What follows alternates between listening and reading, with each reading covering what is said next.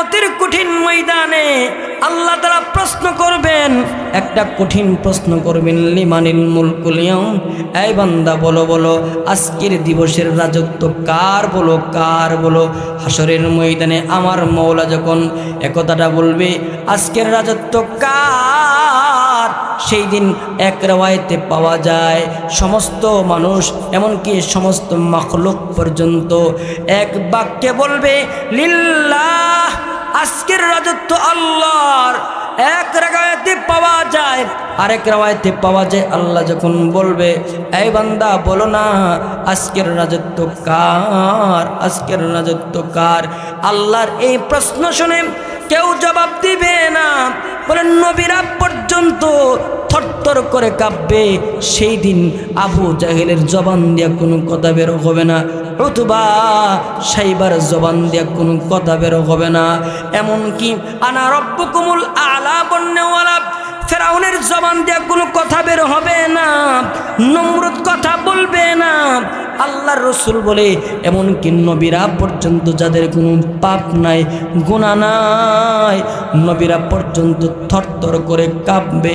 আবুল নাস আদম আলাইহিস সালাম পর্যন্ত কথা বলবে না, ইব্রাহিম পয়গম্বর কথা বলবে না, ইদ্রিস পয়গম্বর কথা বলবে না, সুলাইমান আলাইহিস সালাম কথা বলবে না। প্রত্যেকটা নবী ইয়া নাফসি বলতে থাকবে। নবীদের মধ্যে সবচেয়ে বেশি আমার আল্লাহর সঙ্গে যিনি কথা বলেছেন কালিমুল্লাহ মুসা পয়গম্বর, তিনি পর্যন্ত হাসরের ময়দানে কথা বলবে না, থরথর করে কাঁপবে। না জানি আল্লাহ এমন রেগে গেছেন আজকের দিনে আমার মওলা যদি আমার দইরা ফেলে, আমার চাইতে বড় হতভাগা কে হতে পারে? এই জন্য কেউ কোনো কথা বলবে না। আল্লাহর রসুল বলে সেই দিন আল্লাহ তাআলা নিজেই নিজে জবাব দিবেন লিল্লাহি ওয়াহিদিল কাহ্হার, আজকের রাজত্ব পরাক্রমশালী আল্লাহ তাআলার জন্য। এই জন্য ভাই কিয়ামতের দিবসের একটা ভয়াবহতা হলো আপনজনরা আপন থাকবে না। 2 নম্বর ভয়াবহতা হলো আল্লাহ তাআলা কাহ্হার হয়ে যাবে। যিনি ছিলেন রহমান তিনি হয়ে যাবেন কাহ্হার। কিয়ামতের দিবসের আরেকটা ভয়াবহতা হলো আমার আল্লাহ তাআলা বলেন ওয়াজিআ ইয়াউমা ইযিম বিজাহান্নাম, হাসরের ময়দানে আল্লাহ তাআলা জাহান্নামকে আনবে, জাহান্নামকে বান্দার কাছে আনবে। একদিক দিয়ে মানুষগুলো হাসরের ময়দানে থাকবে, আরেক দিক দিয়ে জাহান্নামকে আনা হবে। জাহান্নাম কিন্তু একটা শব্দের নাম না, জাহান্নাম একটা শুধুমাত্র নাম নয়। আর টাকার বদলে, টাকার পাওয়ারে বা ক্ষমতার পাওয়ারে যারা নিজেদের পক্ষে রায় নিয়ে গিয়েছিল ওরাও হাসরের ময়দানে ইনসাফের রায় পাবে। জুলুম কইরা ওই দিন আল্লাহর আদালতে কেউ আসতে পারবে না, যেহেতু আল্লাহ তাআলা আদল ইনসাফের পাল্লা দাঁড় করাবেন। এই জন্য আল্লাহ তাআলা ওই দিবসটার নাম রাখছেন ইয়াউমুল কিয়ামা। ওই দিন বুঝে আসবে আসলে কি কোরআনের পাখি আল্লামা সাঈদী কি এমনিতেই তিনি মৃত্যুবরণ করেছিল নাকি তাকে ঔষধের মাধ্যমে তাকে শহীদ করা হয়েছিল। ওটা ওই কিয়ামতের কঠিন ময়দানে স্পষ্টভাবে আল্লাহ তাআলার আদালতে দেখা যাবে কারা কারা মারছিল। ঠিক না জোরে ভুল কইতাছি? 3 নম্বর কারণ কিয়ামতের দিবস কেন বলা হয় 3 নম্বর কারণ হলো কিয়ামুল আশহাদ। আল্লাহ তাআলা কিয়ামতের কঠিন ময়দানে প্রত্যেকটা মানুষ মুজরিমিন যারা হবে, অপরাধী যারা হবে, তাদের বিরুদ্ধে 8টা সাক্ষী আল্লাহ তাআলা দাঁড় করাবে। বলেন কয়টা সাক্ষী? 8টা সাক্ষী। কিছু ওয়াজ লইয়া যান, ওয়াজের সুরের তালে তালে যদি ওয়াজই না মন থাকে তে আমল করবেন কিন্তু। ওয়াজ কিছু নিয়ে যান, এগুলো নিয়ে যেতে হবে, আমল লাই পরিণত করতে হবে। 8টা সাক্ষী। 1 নম্বর সাক্ষী জমিন সাক্ষী দিবে। যেই জায়গাতে দাঁড়ায়া বসে শুয়ে আমরা পাপাচার করেছি, রব্বে জালালের নাফরমানি করেছি, ওই জমিন আপনার আমার বিরুদ্ধে সাক্ষ্য দিবে। আল্লাহ তাআলা কোরআনে বলছেন ইয়াউমা ইযিন তুহাদ্দিসু আখবারাহা, সেদিন জমিন সাক্ষ্য দিবে কি করেছিলাম আমরা। 2 নম্বর সাক্ষী দিবে সূর্যের আলোর ভিতরে, অর্থাৎ দিন দিবস আমাদের বিরুদ্ধে সাক্ষ্য দিবে। দ্বিতীয় নাম্বার হলো রাত্রি রজনী, অন্ধকার রজনীতে কে কোথায় কোন জায়গাতে পাপাচার করেছি, অন্যায় করেছি, ওই রাত্রি আপনার আমার বিরুদ্ধে সাক্ষী। কোরআন সুন্নাহ হাতাইনের 4 নম্বর কারণ পাওয়া যায়, আমরা যারা পাপ করছি, আমরা যারা অন্যায় করছি, হাসরের ময়দানে আমাদের প্রত্যেকটা মানুষের সামনে 4 নম্বর সাক্ষী পেশ করা হবে। আল্লাহ তাআলা বলে, হে বান্দা, তোমাদের প্রত্যেকটা মানুষের সাথে 2 জন করে ফেরেশতা আছে, যাদের নাম হলো কিরামান কাতিবিন, সম্মানিত 2 জন লেখক ফেরেশতা আছে। ও ভাই, জিন্দেগীর আমলগুলো লিখতেছে। আল্লাহ তাআলা কোরআনে কারীমের মধ্যে বলেন, মা ইয়ালফিজু মিন কাউলিন ইল্লা লাদাইহি রাকিবুন আতীদ। বান্দার জবান থেকে এমন কোনো শব্দ বের হয় না, আওয়াজ বের হয় না, যে শব্দ আওয়াজগুলো অত্যন্ত প্রহরী ফেরেশতারা সংরক্ষণ করে রাখে না। ফেরেশতারা সাক্ষী দিবে কি করছি আমরা। আল্লাহ তাআলা কোরআনে কারীমের মধ্যে বলেন, বান্দা শোনো, 5 নম্বর সাক্ষী, আমরা যারা পাপ করছি, আমরা যারা এখনো পাপ করে, আমাদের প্রত্যেকের বিরুদ্ধে 5 নম্বর সাক্ষী হবে।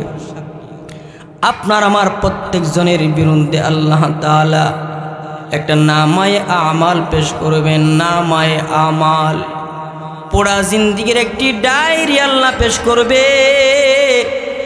আল্লাহ তাআলা কোরআনে কারীমের মধ্যে বলেন, ওয়াফুদিয়াল কিতাবু ওয়া তারাল মুজরিমিনা মুশফিকিন।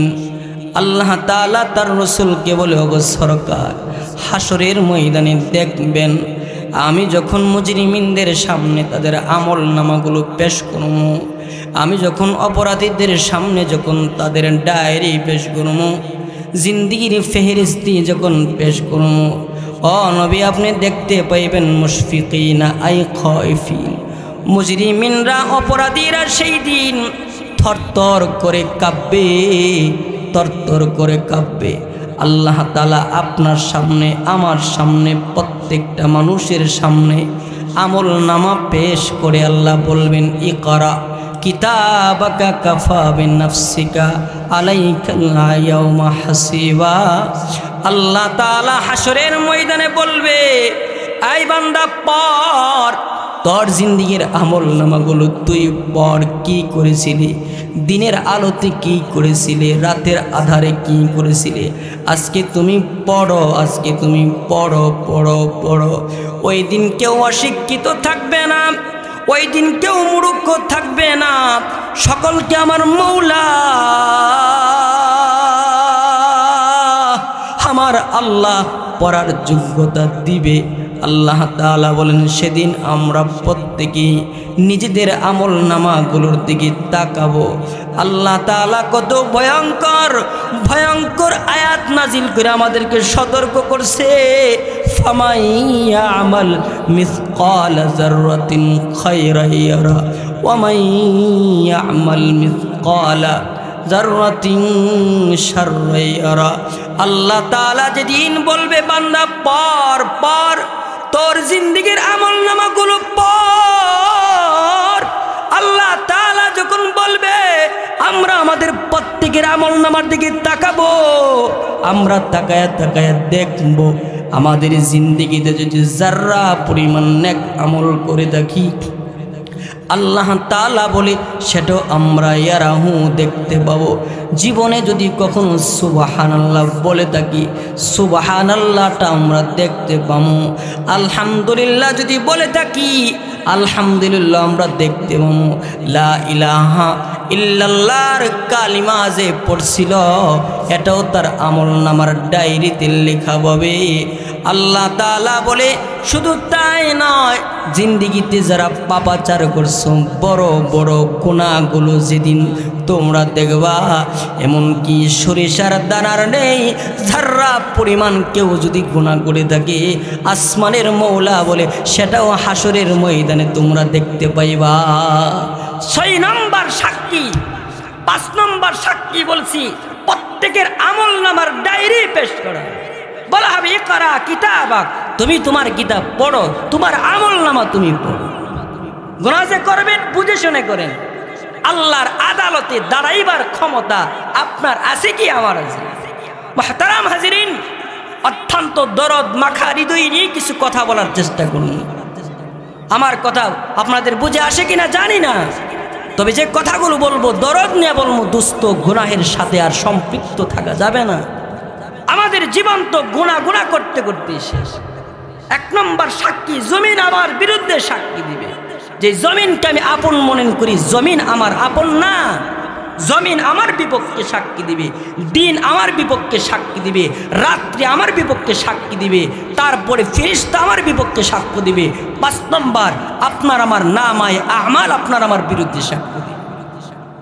এর চাইতে একটা কঠিন সাক্ষী আছে, এর চাইতে খতরনাক একটা সাক্ষী। গুনাহ থেকে বাঁচা যাবে না।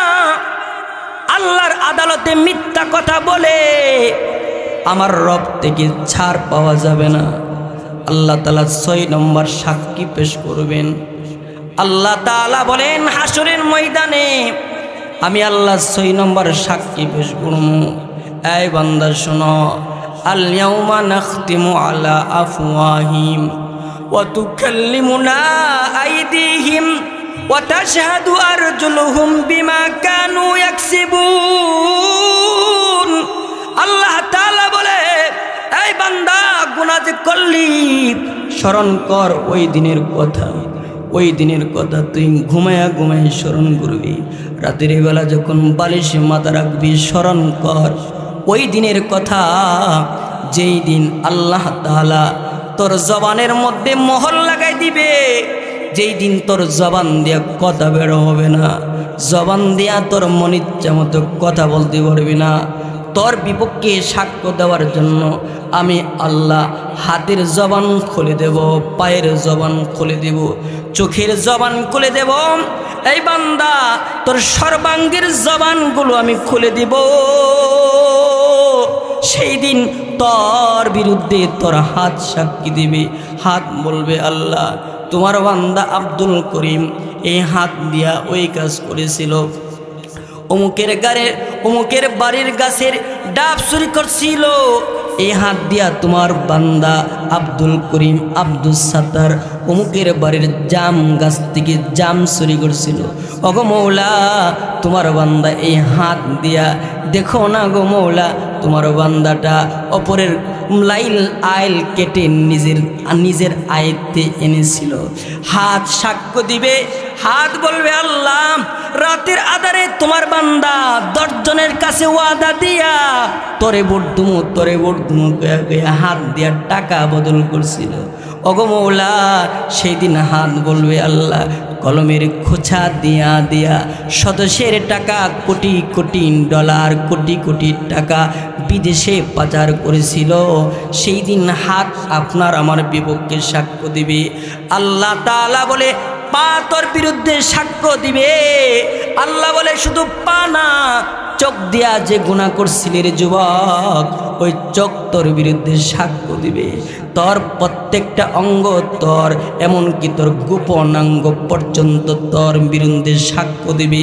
ও ভাই, আপনাদেরকে যে কথাটা আমার বলা উদ্দেশ্য, ভাইরে এমন একটা কঠিন দিন, যেদিন মানুষের সবচেয়ে বড় আপন মানুষের অঙ্গ প্রত্যঙ্গগুলো ওইটাই যদি আপনার আমার আপন না থাকে, কেমন একটা কঠিন দিন হয়ে দাঁড়াবে। ভাইরে ওই দিনে গুনাহ নিয়ে দাঁড়ানো যাবে না। যেই ব্যক্তি গুনাহ নিয়ে আল্লাহর আদালতে দাঁড়ায়া যাবে, এর চেয়ে বড় বোকা মানুষ আল্লাহর জমিনে আর কেউ না। আর 7 নম্বর সাক্ষী আমাদের নবী দিবেন। 8 নম্বর স্বয়ং সাক্ষী আল্লাহ তাআলা দিবেন।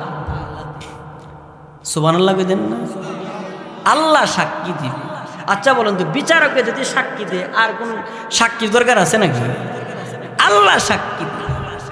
মুহতারাম হাজিরিন, এজন্য সরকারে দু আলম নবী বারবার বলতেন, মদ গুনাহ ছাড়ো, গুনাহ ছাড়ো, গুনাহ ছাড়ো, গুনাহ নিয়ে তোমার মওলা পাকের দরবারে দাঁড়ায়ও না। আল্লাহর আদালতে গুনাহ নিয়ে দাঁড়ালে ছাড় পাওয়া যাবে না। একটা গুনাহের জন্য আল্লাহ রাসূল বলে একটা কবিরা গুনার জন্য 1 দিন না 2 দিন না, বান্দাটার 1 দিন না 2 দিন না 3 দিন না 700 বছর পর্যন্ত জাহান্নামের আগুনে জ্বলবে। ও ভাই, গুনাহ তোমরা মিনিটে মিনিটে করে ফেলি। আল্লাহর আদালতে গুনাহ নির্ধারণে লজ্জিত হওয়া লাগবে। গুনাহ একটা নাপাক, সন্তানের গায়ে যদি নাপাক থাকে, মা তার সন্তানকে কোলে নেয় না। মা তার সন্তান কাঁদলেও তার বালো বিছানাতে সইতে দেয় না, যারা পায়খানা দিয়া শরীরকে নাপাক করে ফেলছে। আমার আল্লাহ কেমন জানি ডাক দেয়া বলে, এই বান্দা, আমি আল্লাহ অতি পবিত্র, তোর মা তোরে যতখানি ভালোবাসে এর চাইতো আমি আল্লাহ বেশি ভালোবাসি। আমি আল্লাহ তোর জন্য জান্নাত রাখছি। গুনাহ হলো নাপাক, নাপাক গুনাহ নামক নাপাক নিয়ে আসলে আমি আল্লাহ আমার রহমতের কোলে ঠাঁই দেব না।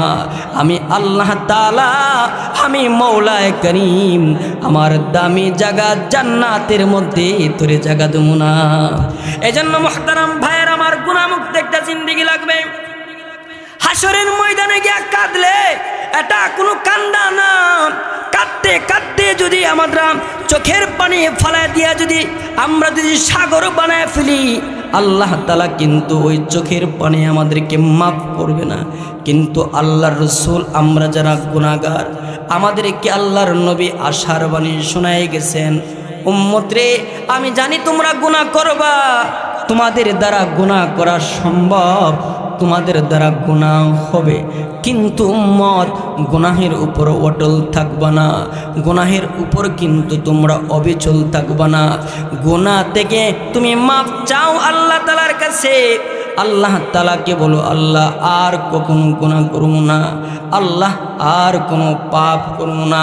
যদি আল্লাহ তাআলার কোনো বান্দা অতীত জিন্দেগির গুনাহের উপর, অতীত জিন্দেগির গুনাহের উপর কোনো বান্দা যদি লজ্জিত হইয়া শর্মিন্দা হইয়া ভবিষ্যতে গুনাহ করবে না বলে যদি একটা ওয়াদা দিতে পারে, আল্লাহর রাসূল বলে যদি একটা চোখের পানি ফালাইয়া দিতে পারে, আল্লাহ তাআলা ওই চোখটাকে আগুনের সাথে মিলাবে না। আল্লাহু আকবার বলে। যে চোখ দিয়ে আল্লাহর ভয়ে পানি আসবে, ওই চোখ আর জাহান্নামের আগুন একসাথে হয় না। সুবহানাল্লাহ বলেন। আল্লাহ রাসূলকে এক সাহাবী বলতেছে, ইয়া রাসূলুল্লাহ, বিমা আত্তাকিন্নার, গুনাহ জাহান্নামের আগুন থেকে কেমনে বাঁচা যায়? আল্লাহ রাসূল বলে, উম্মাত বিদুমুই আইনিকা, তোমার চোখের পানি দিয়া জাহান্নামের আগুন কি নিবানো যায়? সুবহানাল্লাহ বলেন। যে জাহান্নামের আগুনকে আটলান্টিক মহাসাগরের পানি, উপমহাসাগর যত সাগর আছে, কোন সাগরের পানি দিয়া আল্লাহর জাহান্নামকে নিবাইতে পারবেন না। কিন্তু গুনাহগার বান্দা যখন আল্লাহর ডরে, আল্লাহর ভয়ে যখন নিজের অতীত কর্মের প্রতি লজ্জিত হইয়া শর্মিন্দা হইয়া যদি আল্লাহর আদালতে দাঁড়াইবার ভয়ে যদি কান্দে, তো 1 ফোঁটা চোখের পানি দিয়া আমার নবী বলে জাহান্নামের আগুনকে নিবানো যায়। আল্লাহ রাসূল বলে, সরকারে দু আলম নবী বলে, কেউ যদি আল্লাহর ভয়ে কাঁদে, ক্বালান নবী সাল্লাল্লাহু আলাইহি ওয়াসাল্লাম, ক্বালান নবী সাল্লাল্লাহু আলাইহি ওয়াসাল্লাম, মান বাকা মিন খাশিয়াতিল্লাহ, মান বাকা মিন খাশিয়াতিল্লাহ হারামাল্লাহু আলাইহিন নার। আল্লাহর রাসূল বলে, আমার উম্মত, কেউ যদি আল্লাহ তাআলার ভয়ে কান্দ, আল্লাহর আদালতে দাঁড়াইবার ভয়ে, জাহান্নামের আগুনে পড়ার ভয়ে, আল্লাহর সামনে গুনাহের নাপাক নিয়ে দাঁড়াইবা, এই ভয়ে যদি কোনো বান্দা কাঁদো, আর ভয়ে যদি 1 ফোঁটা চোখের পানি ফালাইয়া দাও, আল্লাহর রাসূল বলে চোখটা শুধুমাত্র জাহান্নামের আগুন থেকে বাঁচে না। আল্লাহর রাসূল বলে যে কাঁদলো আর কখনো গুনাহ করবে না বলে ওয়াদা দিল, সরকারে দু আলম নবী বলে তার জন্য জাহান্নামের আগুনটাই হারাম হয়ে যায়।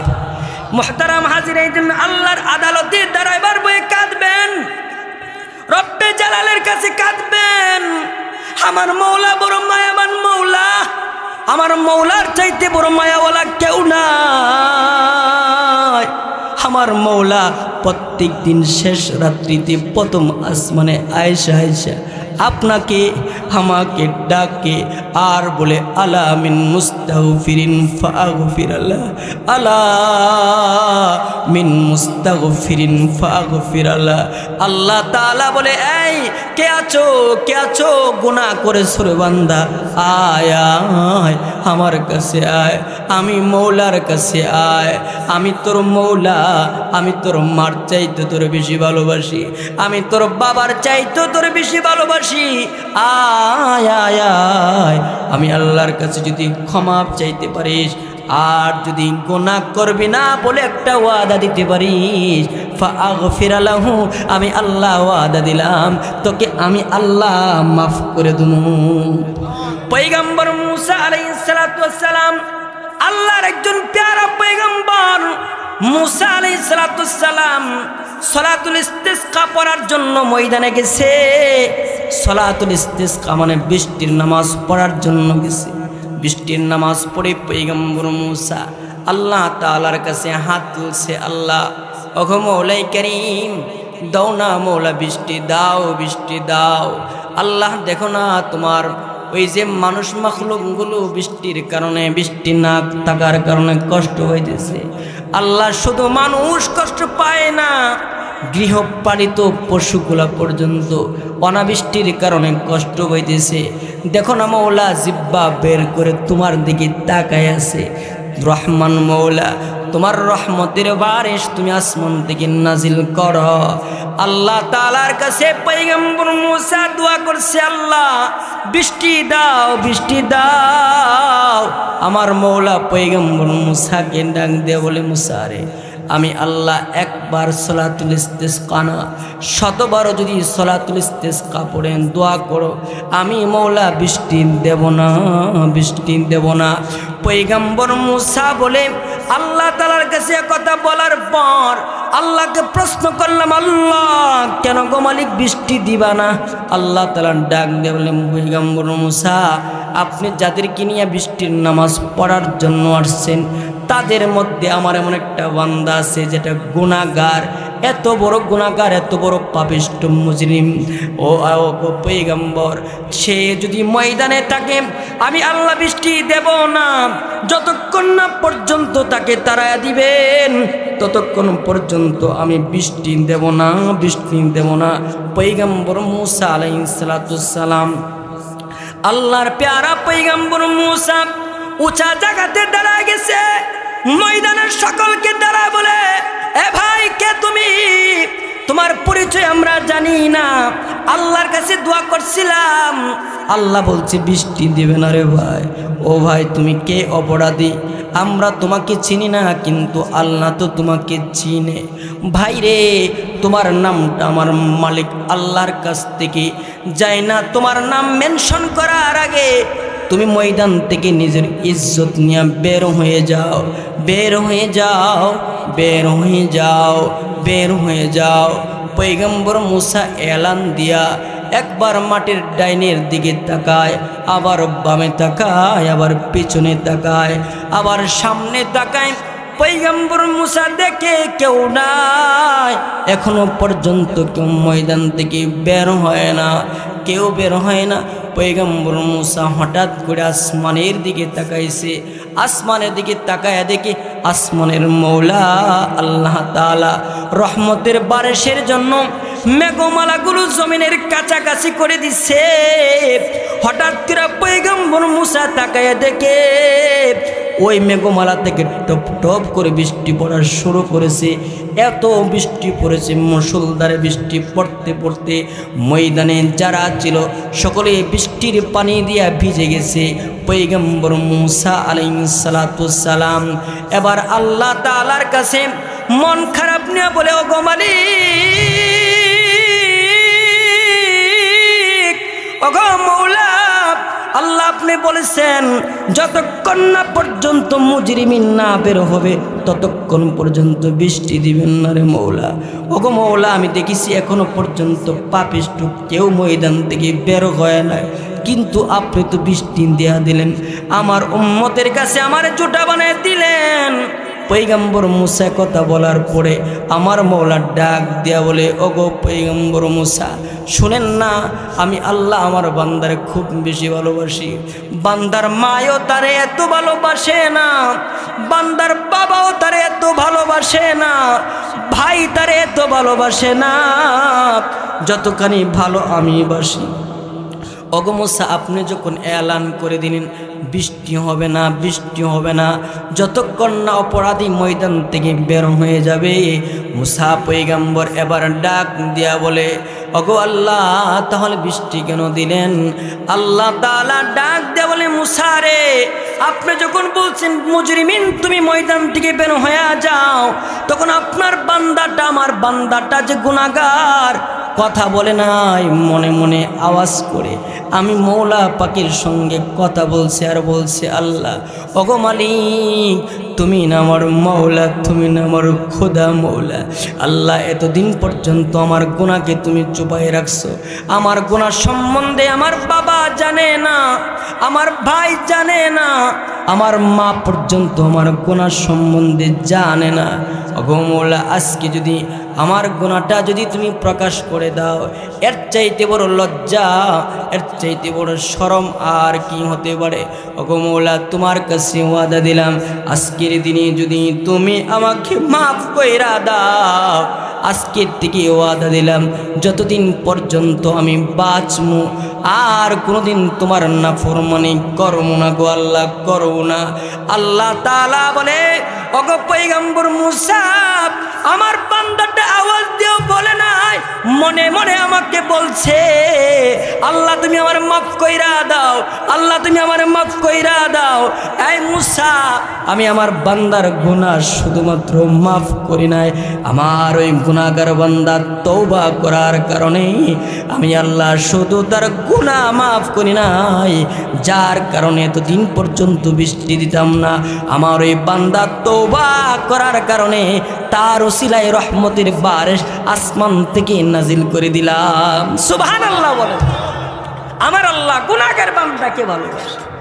আপনি আমি যে গুনাহগার, আপনাকে আমাকে ভালোবাসে।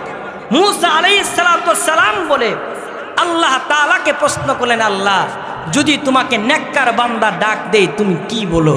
আল্লাহ তাআলা বলে, মুসা আমাকে নেককার বান্দা ডাক দিলে আমি তার ডাকে বলি আকুলু লাব্বাইকা ইয়া আবদি, বান্দা আমি তোমার ডাকে সাড়া দিলাম, আমি হাজির আছি। সুবহানাল্লাহ বলেন, ইমানি আওয়াজে বলেন সুবহানাল্লাহ। মুসা আলাইহিস সালাম আবার প্রশ্ন করলেন, আল্লাহ যদি তোমাকে কোনো সায়েম বান্দা, রোজাদার বান্দা যে সারাদিন তোমার জন্য উপবাস থাকে, তোমার জন্যই আল্লাহ তোমার জন্য সারাদিন পিপাসা থাকে, পিপাসিত হয়ে থাকে, আল্লাহ এমন একটা বান্দা যদি তোমাকে রোজাদার বান্দা ডাকতেই তুমি তার ডাকে কি বলো? আল্লাহ তাআলা বলে, মুসা রে আমি তার ডাকে বলি লাব্বাইকা ইয়া আবদি, বান্দা আমি হাজির আছি, তোর কি লাগবে বলো? সুবহানাল্লাহ বলে।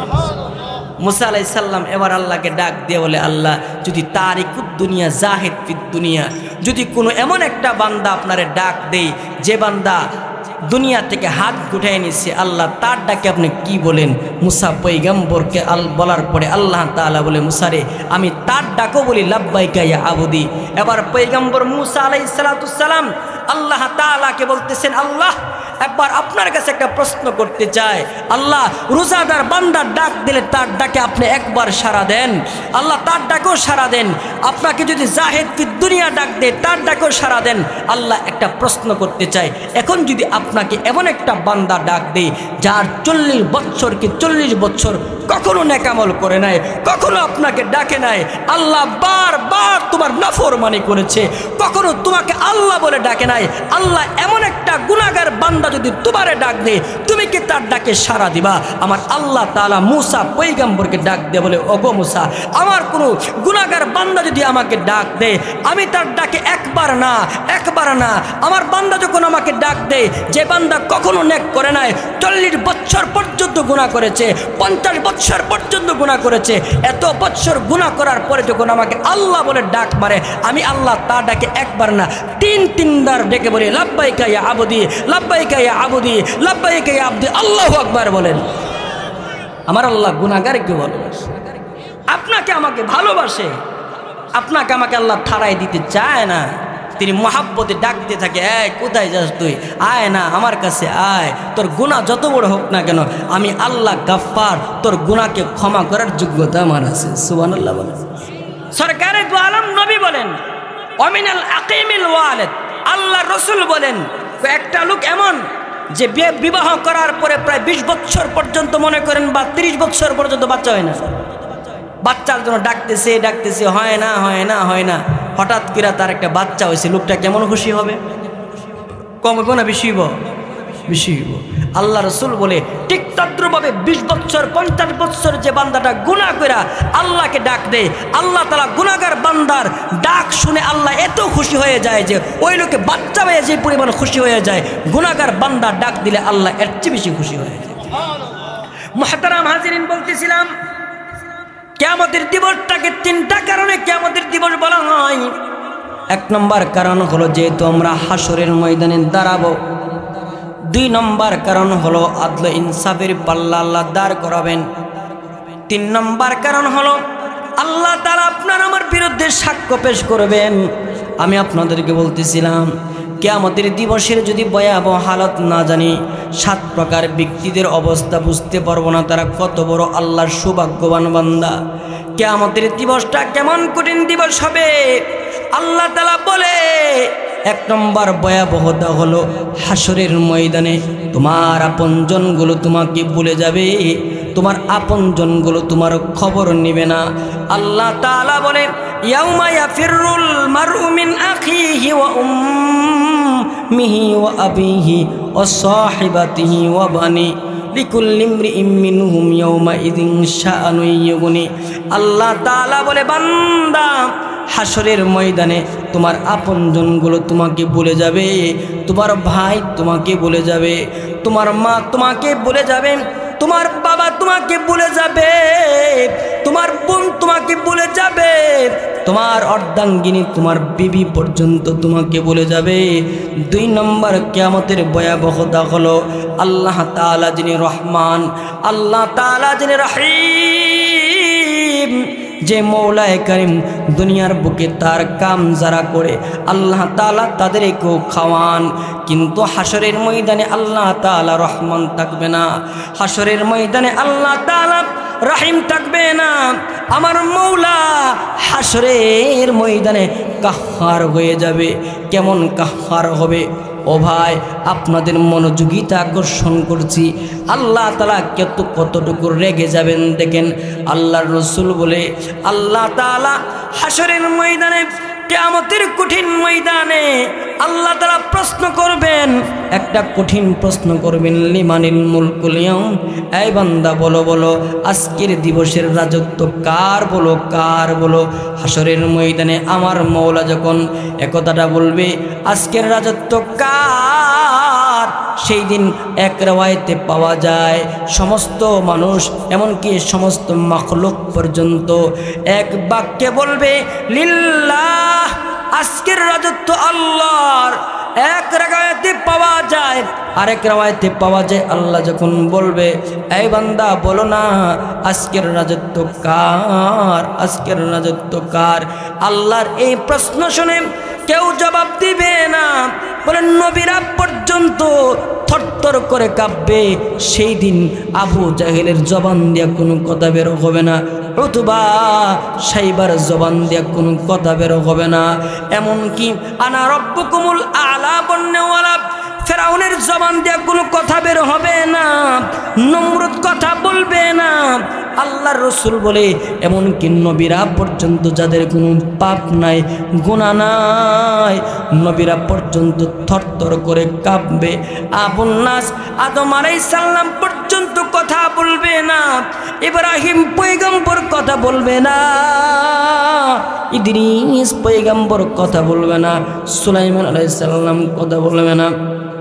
প্রত্যেকটা নবী ইয়া নাফসি বলতে থাকবে। নবীদের মধ্যে সবচেয়ে বেশি আমার আল্লাহর সঙ্গে যিনি কথা বলেছেন কালিমুল্লাহ মুসা পয়গম্বর, তিনি পর্যন্ত হাসরের ময়দানে কথা বলবে না, থরথর করে কাঁপবে।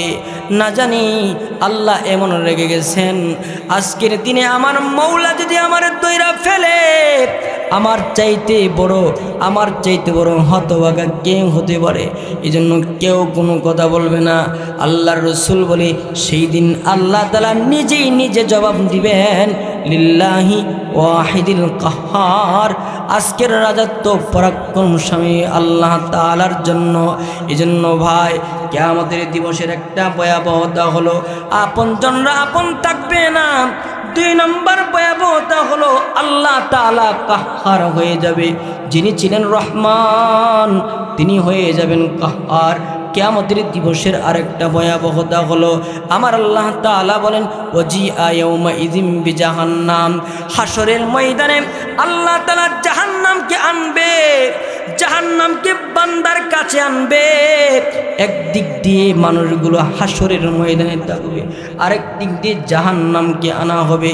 জাহান্নাম কিন্তু একটা শব্দের নাম না, জাহান্নাম একটা শুধুমাত্র নাম নয়। আল্লাহ রাসূল বলে, ক্বালান নবী সাল্লাল্লাহু আলাইহি ওয়াসাল্লাম, ক্বালান নবী সাল্লাল্লাহু আলাইহি ওয়াসাল্লাম, নারুকুম জুজউম মিন 70 জুজআম মিন নারি জাহান্নাম। আল্লাহর রাসূল বলে, উম্মত জাহান্নামের আগুন থেকে বাঁচো। জাহান্নামের আগুনটা কত ভয়াবহ জানো? আল্লাহ রাসূল বলে, উম্মত আমার, দুনিয়ার আগুনের চাইতে 69 গুণ বেশি পাওয়ার হলো জাহান্নামের আগুনের। নাউজুবিল্লাহ বলেন। মুহতারাম হাজিরিন, দুনিয়ার আগুনের চাইতে 69 গুণ বেশি পাওয়ার হলো জাহান্নামের আগুনের। আল্লাহ রাসূল এক হাদিসের মধ্যে বলেন, উকিদা আলান নারি আলফা সানাতিন হাত্তা তাহমাররাত সুম্মা উকিদা আলাইহা আলফা সানাতিন হাত্তা বিয়াদ্দাত সুম্মা উকিদা আলাইহা আলফা সানাতিন হাত্তা সাওয়াদ্দাত। আল্লাহ রাসূল বলে, জাহান্নামের আগুনকে 1000 বছর পর্যন্ত জ্বালানি দেওয়ার পরে ওই জাহান্নামের আগুনের কালারটা লাল হয়ে গেছে।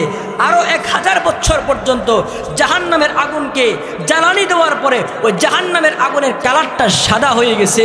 আল্লাহ রাসূল বলেন, জাহান্নামের আগুনকে আরো 1000 বছর, মোট 3000 বছর পর্যন্ত যখন জাহান্নামের মধ্যে জ্বালানি দেওয়া হলো, আল্লাহ রাসূল বলেন বর্তমান জাহান্নামের কালারটা কালো হয়ে গেছে। নাউজুবিল্লাহ বলেন। এক তো জাহান্নামের আগুনের তাপ, এটা একটা আযাব বা শাস্তি, আবার কালো হয়ে যাওয়াটা এটা আরেকটা শাস্তি। মুহতারাম হাজিরিন, ইমাম গাজালি রাহমাতুল্লাহি আলাইহি খুব চমৎকার করে বলেছেন, আফসোস করে আমাদেরকে জানিয়ে দিয়েছেন, হাইহাত লাউ ওয়াজাদা আহলুল জাহিম, এই দুনিয়ার মানুষ, জাহান্নামের আগুনের পাওয়ার কত তুমি জানো? জাহান্নামের পাওয়ার কত তুমি জানো? ও জাহান্নামীরা যদি দুনিয়ার আগুন দেখতো, তারা জান্নাত মনে করে লাফ মারতো। নাউজুবিল্লাহ জোরে বলেন, আরো জোরে বলেন নাউজুবিল্লাহ। এটা হলো জাহান্নামের আগুন। সরকারের দু আলম নবী বলে, ওই জাহান্নামের আগুনকে তোমরা ভয় পাও, যে জাহান্নামের আগুন কিয়ামতের কঠিন ময়দানে একদিকে মানুষ থাকবে, আরেকদিকে জাহান্নাম থাকবে। জাহান্নাম সেদিন হুঙ্কার দিবে, আল্লাহকে বলবে, আল্লাহ ওগো মওলা কারীম, জাহান্নামীগুলার আমার দাও, কতদিন পর্যন্ত আমি খাবার খাই না। আল্লাহ তাআলাকে আল্লাহ তাআলার সামনে হুঙ্কার দিবে। জাহান্নামীরা সেই দিন তরতর করে কাঁপবে। আমি আপনাদেরকে বলতেছিলাম কিয়ামতের দিবসটা কত কঠিন দিবস। একদিন ওই বিপদের সময়ে মানুষ বিপদে পড়লে তারা আপন মানুষগুলার পায়, কিন্তু হাসরের ময়দানে কাউকে পাবে না। এমনকি সবচেয়ে কাছের মানুষ মা পর্যন্ত তার কাছে থাকবে না। 2 নম্বর হাসরের ময়দানের ভয়াবহতা হলো আল্লাহ তাআলা যিনি রহমান ছিলেন, যিনি রাহিম ছিলেন, তিনি হাসরের ময়দানে আর রহমান থাকবেন না। আল্লাহ তাআলা পর্যন্ত তিনি কাহ্হার হয়ে যাবেন। 3 নম্বর ভয়াবহতা হলো জাহান্নামটা অতি কাছে এসে যাবে। জাহান্নাম বারবার হুঙ্কার দিবে, আল্লাহ আমার তুমি অনুমতি দাও, আমি জাহান্নামীগুলোর দইরা খাইবার চাই। আল্লাহ রাসূল বলে, ওই জাহান্নামের পাওয়ার এত বাড়বে, জাহান্নামকে বেঁধে ফেলার জন্য আল্লাহ 70,000 রশি দিবেন। প্রত্যেকটা রশিতে আল্লাহ তাআলা 70,000 করে ফেরেশতা দিবেন। 70,000 রশিতে, প্রত্যেকটা রশিতে আবার 70,000 করে ফেরেশতারা জাহান্নামকে টানবে, জাহান্নামকে টানবে। সরকার বলেন, জাহান্নামকে দূরে রাখতে পারবে না, এত শক্তি হয়ে যাবে। ওই দিন জাহান্নামের এমন তেজ দেখা মুমিনরা শুধু না, কাফেররা শুধু না, মুমিনরা পর্যন্ত তরতর করে কাঁপবে। আল্লাহর রাসূল বলে, ওগো মুমিন আমার শুনো, গুনাহ যে করবা খুব চিন্তা ফিকির করে করবা। হাসরের ময়দানে 4 নম্বর ভয়াবহতা হলো, যে সূর্যটা আমাদের থেকে 15 কোটি কিলোমিটার দূরে। বর্তমান বিজ্ঞান বলে আমাদের থেকে বর্তমান সূর্যটা 15 কোটি কিলোমিটার দূরে, কিন্তু হাসরের ময়দানে সূর্যটা 15 কোটি কিলোমিটার দূরে থাকবে না। قال النبي صلى الله عليه وسلم قال النبي صلى الله عليه وسلم تدنى الشمس يوم القيامة كمقدار ميل।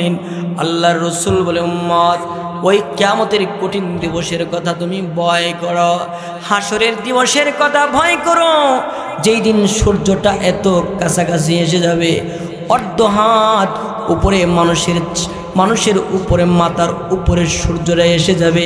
আল্লাহর রাসূল বলে, মানুষ যখন ভাত রান্না করে, ভাতের রান্নার সময় যেমন ভাতগুলো টকবক করে করতে থাকে, সূর্যের তাপের কারণে জাহান্নামী যারা হবে তাদের মাথার মগজগুলো এমন করে টকবক টকবক করতে থাকবে। আল্লাহর রাসূল বলে, সূর্যের তাপে কারো ঘাম হাঁটু পর্যন্ত এসে যাবে, আবার কারো ঘাম কোমর মবি পর্যন্ত এসে যাবে, কারো ঘাম সাদিয়ান পর্যন্ত, বুক পর্যন্ত এসে যাবে, কারো ঘাম তার চেহারা পর্যন্ত ডাইগা ফেলবে। এই জন্য আল্লাহর রাসূল বলে, উম্মত কিয়ামতের দিবসটা কত ভয়াবহ। 1 নম্বর, ওই কঠিন দিবসে বিপদের দিনে তোমার আপনজনগুলো থাকবে না, তোমার আপন। 2 নম্বর, কিয়ামতের দিবসটা কত ভয়াবহ, রহমান খোদা সেদিন কাহ্হার হয়ে যাবে। 3 নম্বর হলো আল্লাহ তাআলা জাহান্নামকে কাছে আনবে। 4 নম্বর হলো কিয়ামতের কঠিন ময়দানে সূর্যটাকে কাছে আনা হবে। আল্লাহর রাসূল বলে, এমন একটা দিন, যেই দিন আপন লোকগুলা তোমাকে বলে যাবে, আল্লাহ তাআলা রহমান কাহার হয়ে যাবে। যেই দিন আল্লাহ তাআলা জাহান্নামকে কাছে আনবে, সূর্যটা তোমার আমার মাথার উপর থাকবে। এমন একটা কঠিন ভয়াবহ দিনে আল্লাহ তাআলা 7 প্রকার ব্যক্তিকে আল্লাহর আরশের পাকের ছায়ার নিচে জায়গা দিবে। সুবহানাল্লাহ বল। আল্লাহ তাআলা আরশ পাকের ছায়ার নিচে হাসরের ময়দানে আল্লাহ তাআলা জায়গা দিবেন। ওই দিন, যেই দিন আপন বলতে কেউ থাকবে না, ওই দিন আল্লাহ তাআলা আরশ পাকের ছায়ার নিচে জায়গা দিবেন। যেদিন রহমান আল্লাহ কাহ্হার হয়ে যাবে, ওই দিন আল্লাহ তাআলা আরশ পাকের ছায়ার নিচে জায়গা দিবেন। যেদিন সেই প্রচণ্ড তাপের অধিকারী সেই জাহান্নাম আপনাকে আমাকে খেয়ে ফেলার জন্য বারবার লাফ দিতে থাকবে, ওই দিন আল্লাহ তাআলা আপনাকে আমাকে আল্লাহর আরশ পাকের ছায়ার নিচে জায়গা দিবেন। যেদিন সূর্যটা 15 কোটি কিলোমিটার দূরে, যে সূর্য যেটা মাথার অর্ধ হাত উপরে থাকবে, সেই দিন আল্লাহ তাআলা ওই 7 প্রকার ব্যক্তিকে ওই পরিস্থিতি দেখারই তৌফিক দিবে না। সুবহানাল্লাহ বলেন। তারা ওই পরিস্থিতি দেখবে না, ওরা দেখতে পাবে না, সূর্যের তাপ দেখতে পাবে না, জাহান্নামের সেই তেজ দেখতে পাবে না, কাহ্হার আল্লাহর কাহ্হারিয়ত দেখতে পাবে না। ওরা আরামসে, আল্লাহ রাসূল এক হাদিসের মধ্যে বলেন, মানাবিরুম মিন নূর, আল্লাহর নূরের চেয়ারের মধ্যে আর আল্লাহর আরশের ছায়ার নিচে তারা জায়গা পেতে থাকবে। সুবহানাল্লাহ বলেন, সুবহানাল্লাহ বলেন। মুহতারাম হাজিরিন, ওই 7 প্রকার ব্যক্তি হওয়ার দরকার আছে না নাই? ওই 7 প্রকার ব্যক্তির অন্তর্ভুক্ত হতে চাইতে ইনশাআল্লাহ, ইনশাআল্লাহ। আসুন আমরা 7 প্রকার ব্যক্তির লিস্টি নিই। 1 নম্বর হলো আল ইমামুল আদিল, ন্যায় পরায়ণ বাদশা, ন্যায় পরায়ণ বাদশা, জালেম না, নেতানিয়াহুর মতো জালেম না। বেবি ছাড়ে আপনার আমার ভাই আর বোনদেরকে, শিশুদেরকে দিনের পর দিন যারা শহীদ করছে, তাদেরকে আল্লাহ তাআলা আরশ পাকের ছায়ার নিচে জায়গা দিবে না। নমরুদকে দিবে না, ফেরাউনকে দিবে না। নমরুদ ফেরাউনের মতো স্বৈরাচারদের মতো যারা স্বৈরাচারের গুণে গুণান্বিত ছিল, তাদেরকে আল্লাহর আরশ পাকের ছায়া দিবে না। এমন কতক বাচ্চা আছে যারা আব্দুল্লাহ ইবনে ওমরের মতো ছিল, ওমর ইবনুল খাত্তাবের মতো ছিল, আবু বকর সিদ্দিকের মতো ছিল, ওসমান জিন্নুরাইনের মতো ছিল, তাদেরকে আল্লাহ তাআলা আল্লাহর আরশ পাকের ছায়ার নিচে জায়গা দিবেন। সুবহানাল্লাহ বলে। 2 নম্বর হলো ওয়াশাবু নাশা ফি ইবাদাতিল্লাহ, ওই যুবক যে যুবক তার জুয়ান কালে আল্লাহকে ভুলে নাই। সুবহানাল্লাহ বলেন না, আরো জোরে গান। যুবক যে যুবক তার জুয়ান কালে আল্লাহকে ভুলে নাই, যুবন কালেও সে আল্লাহকে ডাকছে, আল্লাহর ইবাদত করছে, মসজিদের মিনারা থেকে মুয়াজ্জিনের আজানের আওয়াজ শুনলে আর ঘরে বসে থাকে নাই, মসজিদে গিয়ে নামাজ পড়ছে, টুপি পড়ছে, পাঞ্জাবি পড়ছে, এমন যুবককে আল্লাহ তাআলা আরশ পাকের ছায়ার নিচে জায়গা দিবেন। 3 নম্বর হলো ওয়ারাজুলুন কালবুহু মুআল্লাকুম বিল মাসাজিদ, ওই ব্যক্তি যে ব্যক্তি তার সম্পর্ক ছিল আল্লাহর ঘর মসজিদের সাথে। সুবহানাল্লাহ বলেন। আপনাদের বড় বাড়ি শাহিজাদে মসজিদের সাথে যাদের সম্পর্ক ছিল, আল্লাহ তাআলা তাদেরকে আরশ পাকের ছায়ার নিচে জায়গা দিবেন। মসজিদের সাথে একটা সম্পর্ক রাখা অত্যন্ত ভাগ্যের ব্যাপার। আল্লাহ রসুল বলে, যে ব্যক্তিকে দেখবা বারবার মসজিদে যায়, 5 ওয়াক্তের নামাজের আজান হলে আর ঘরে বসে থাকে না। সরকার বলে, যখন দেখবা মসজিদে বেশি বেশি যায়, ইজা রাআইতুমুর রাজুলা ফাতাদু ইলাল মাসজিদা, যখন তোমরা দেখতে পাও কোনো মানুষকে বেশি বেশি করে মসজিদে যায়, আল্লাহ রাসূল বলে ফাশহাদু লাহু বিল ঈমান, আমি নবী সাক্ষ্য দিতেছি সে পূর্ণাঙ্গ ঈমানদার। আল্লাহু আকবার বলেন, আল্লাহু আকবার বলেন। মসজিদে বেশি আসার দ্বারা সে পূর্ণাঙ্গ ঈমানদারের সাক্ষী নবীজি দিয়ে গেছে। মুহতারাম হাজিরিন, আল্লাহ রাসূল বলে যেরকম ভাবে বকরির পালের মধ্যে যেরকম বকরির জন্য যেরকম বাঘ আছে, চিতাবাঘ, বকরির পাল থেকে আলাদা হয়ে গেলে যেমন ওই বাঘে যেমন আক্রমণ করে বকরিকে নিয়ে যায়, রসুল বলে ইন্না শাইতানা জিবুল ইনসান, ও শয়তানও হলো মানুষের জন্য বাঘের মতন। যে মানুষটা মসজিদে আসে না, যে কোনো সময় ওই মানুষের ঈমান শয়তানে চিনাই নিতে পারে। মসজিদে আসলে শয়তানের তাবা থেকে বাঁচা যায়। সরকারে দো আলম নবী হাদিসের মধ্যে বলছেন, আল মসজিদ বাইতু কুল্লি তাকিন, মসজিদ হলো প্রত্যেক মুত্তাকি বান্দার ঘর। আল্লাহু আকবার বলেন, আরো জোরে বলেন আল্লাহু আকবার। আল্লাহ রসুল বলে, কেউ যদি মসজিদকে নিজের আপন বানায় নেয়, মসজিদকে আপন বানায় নিচ্ছে, আল্লাহ রসুল বলে তাকে আল্লাহ তাআলা 5টা পুরস্কার দেবেন। বলেন কয়টা? 5টা। 1 নম্বর পুরস্কার, আল্লাহ তাআলা তার হায়াতে জিন্দেগিতে আল্লাহ তাআলা শান্তি দান করবেন। সুবহানাল্লাহ বলেন। 2 নম্বর ওর রাহমা, আল্লাহ তাআলা সুকিনা নাজিল করবেন। 3 নম্বর আল্লাহ তাআলা ওয়াল জাওয়াজ আলা সিরাত, পুল সিরাতের পুল আল্লাহ তাআলা নিজ জিম্মায় পার করে দিবেন। আর জোরে এখন সুবহানাল্লাহ। 4 নম্বর হলো ইলা রিদওয়ানিল্লাহ, সে মরবে আল্লাহর সন্তুষ্টি নিয়ে। সুবহানাল্লাহ বলেন। 5 নম্বর হলো ইলাল জান্নাহ, আল্লাহ তাআলা নিজ দায়িত্বে ওই লোকটাকে জান্নাত